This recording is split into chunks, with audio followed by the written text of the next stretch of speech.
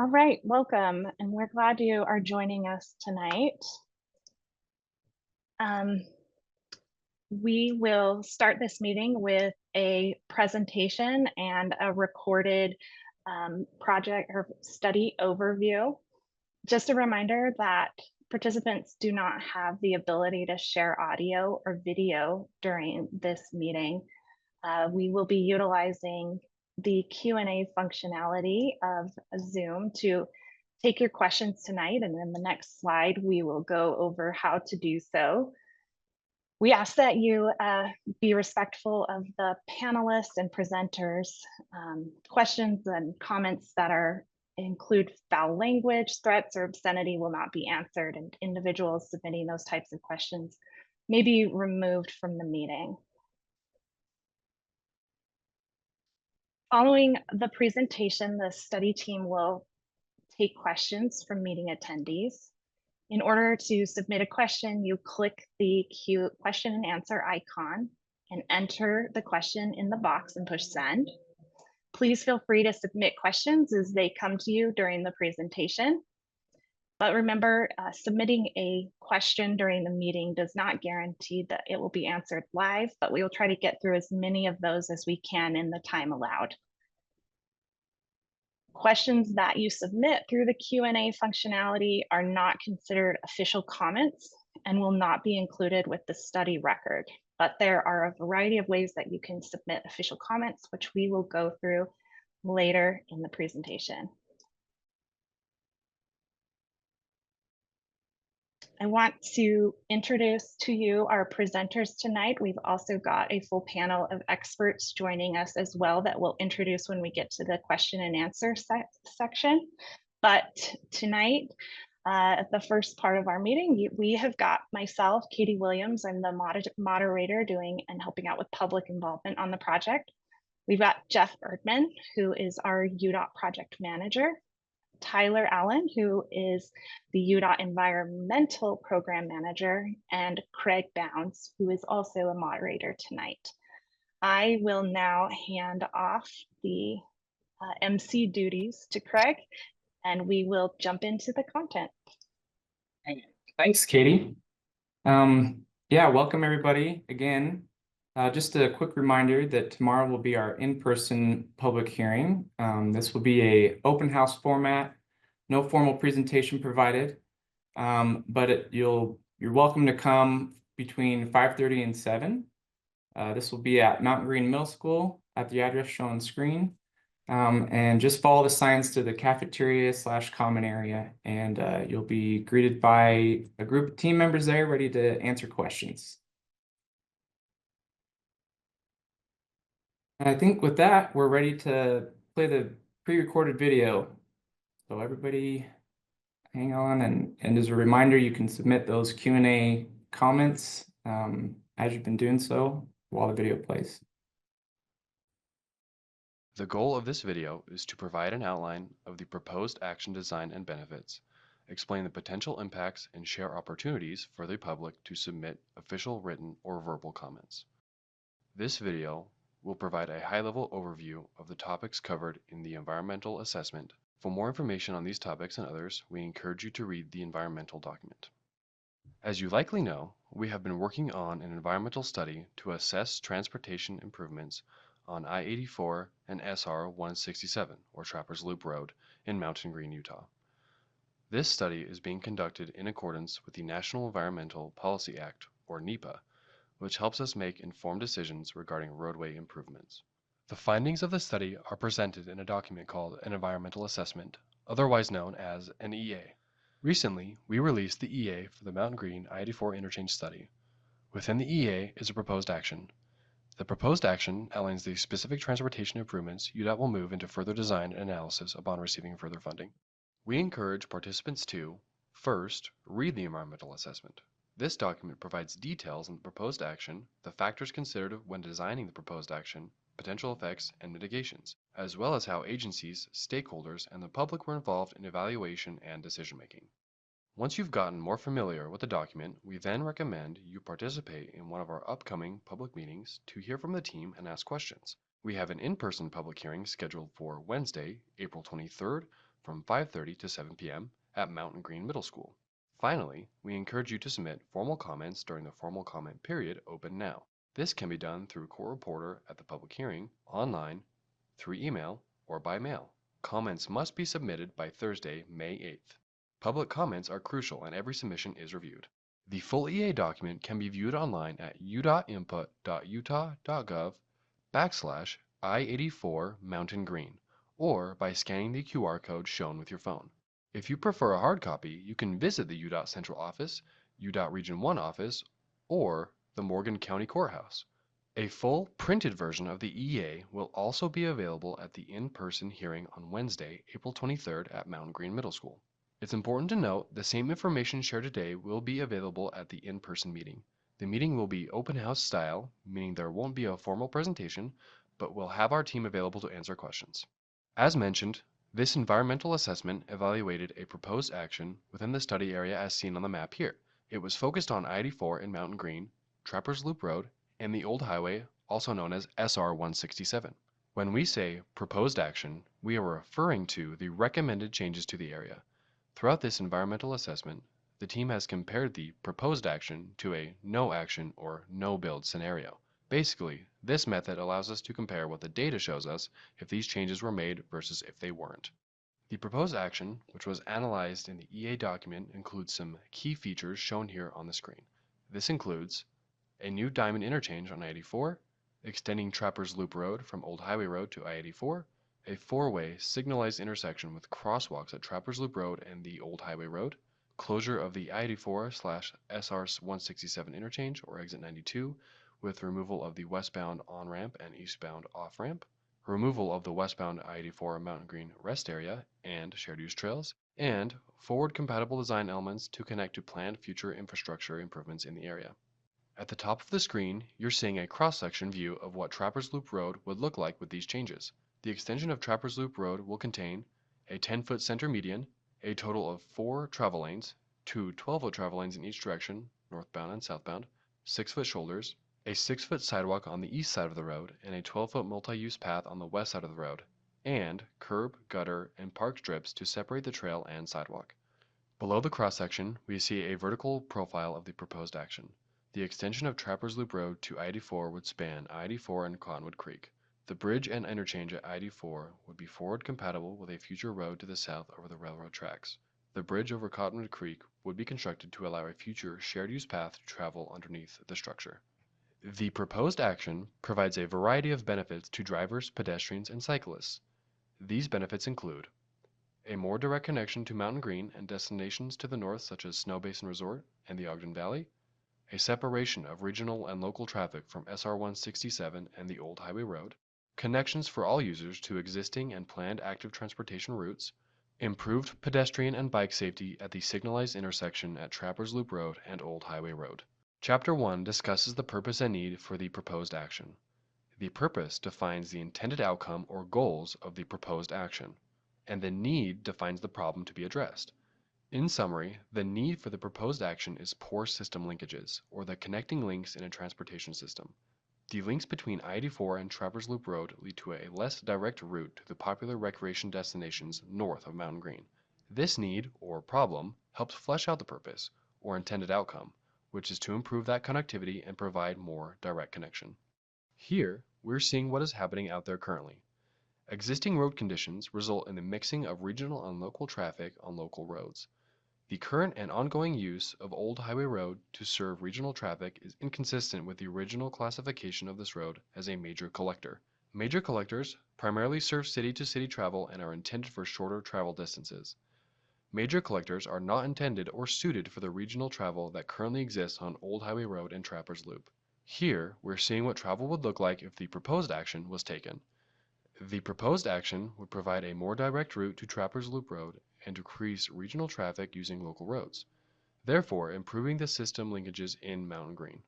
As part of the environmental assessment process, detailed screening and analysis reviewed the potential environmental effects of both the proposed action and the no action alternative.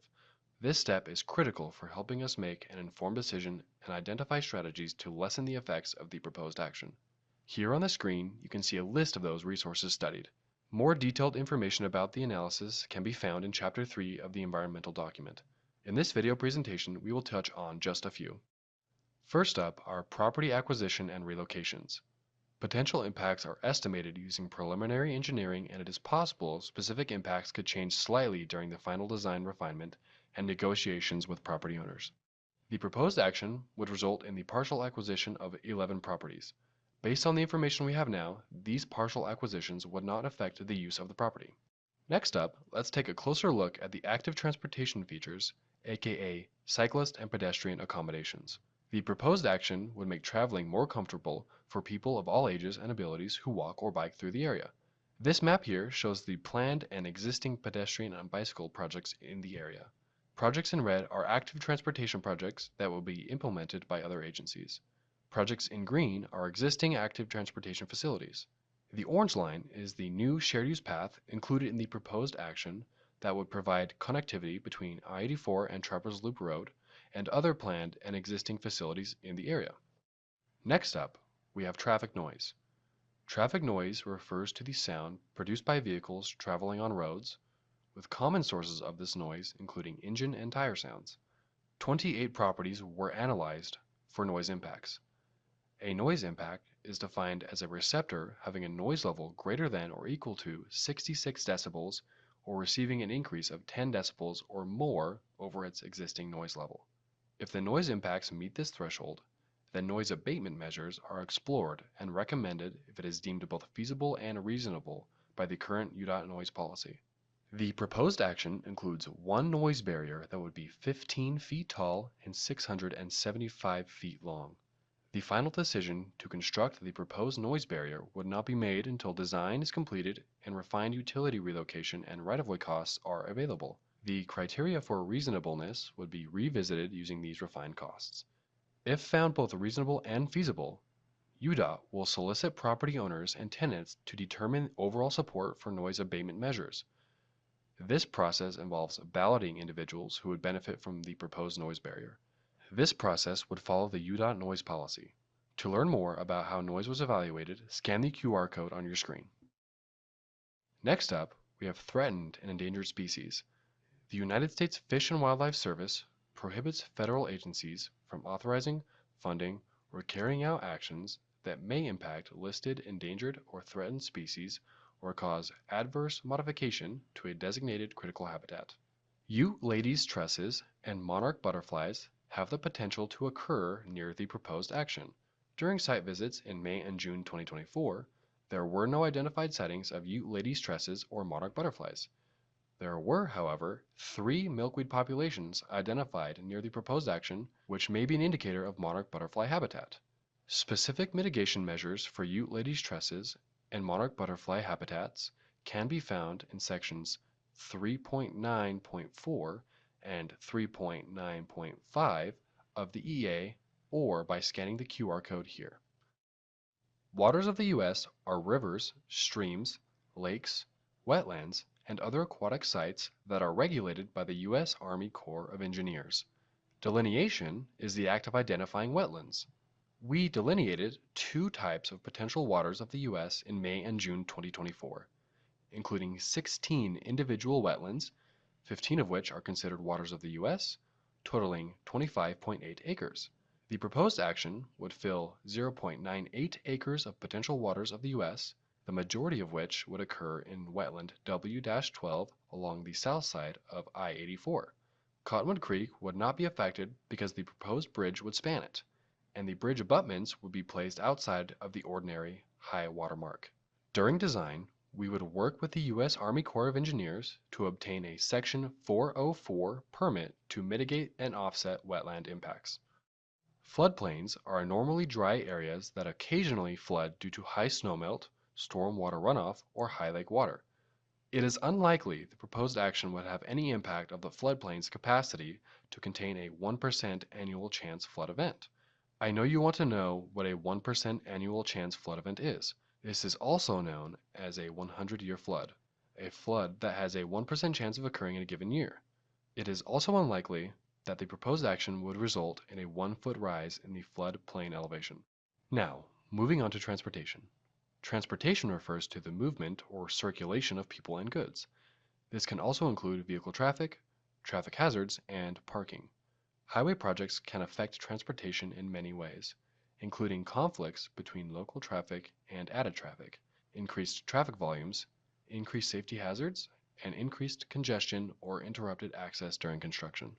Level of service is a method for measuring intersection performance using a scale from A to F, with A representing the best performance and F the worst, like letter grades in school.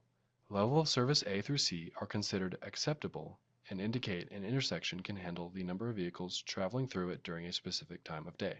Level of service D indicates an intersection is on the verge of failing, while level of service E or F indicate the intersection is failing.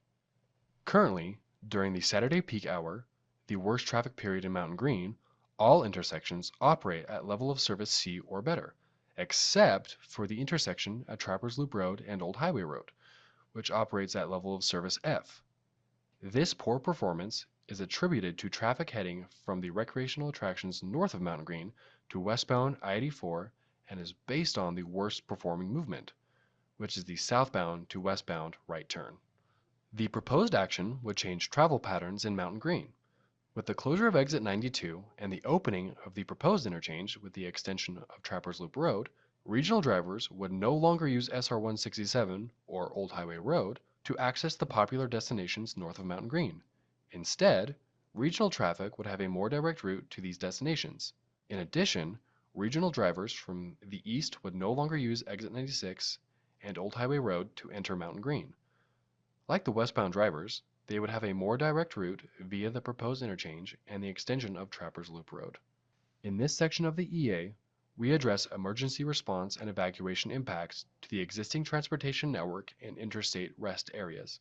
The Old Highway Road is the only emergency response and evacuation route in Mountain Green to I-84. During current peak travel times, it takes approximately 4 minutes to drive from the Trappers Loop Road and Old Highway Road intersection to I-84. All emergency response service providers, except for fire protection, are located beyond Mountain Green and use various routes to respond to emergencies. The proposed action would provide a more direct route to the center of Mountain Green for emergency responders coming from the west and southeast. The proposed full interchange and southern extension of Trappers Loop Road would enable first responders to remain on I-84 over longer distances and travel at faster speeds, which would generally shorten emergency response times. That brings us to the end of our overview presentation. Again, we encourage you to spend some time reviewing the EA and materials. We will be hosting an in-person public hearing on Wednesday, April 23rd from 5:30 to 7:30 p.m. at Mountain Green Middle School. Study team representatives will be available to answer questions, discuss impacts, and receive feedback. The formal comment period opened on Friday, April 4th, and will close on Thursday, May 8th. For comments to be considered, they must be submitted before the close of the comment period on May 8th. There are a variety of ways to submit formal comments during the comment period. These include in person at the public hearing scheduled for Wednesday, April 23rd, through email sent to i84mountaingreen@utah.gov, through the udot-input.utah.gov/i84mountaingreen website, or through mail sent to the address on your screen. More information on the impacts associated with the proposed action are available in the EA document, and you can find a digital copy of the document on our website. If you have any questions or comments that come to mind after watching this video, please don't hesitate to reach out to our team via the channels shown here. We are available to answer any questions you have and welcome any feedback. Thanks for watching. All right. Thanks everybody for watching.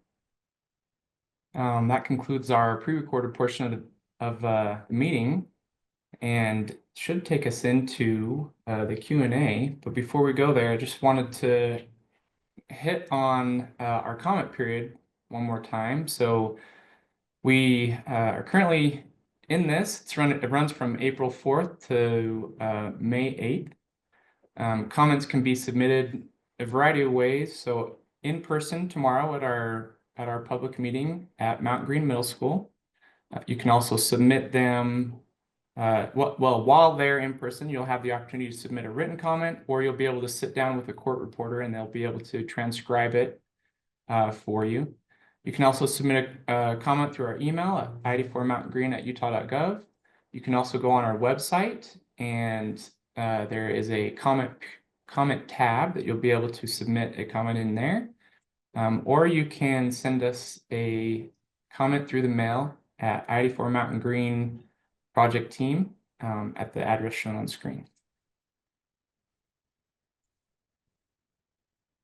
Just a reminder of our contact channels. We have our hotline, email, and website, and you're able to get a hold of us there, and we can talk through things in more detail, or again, you can submit us comments through the email portion.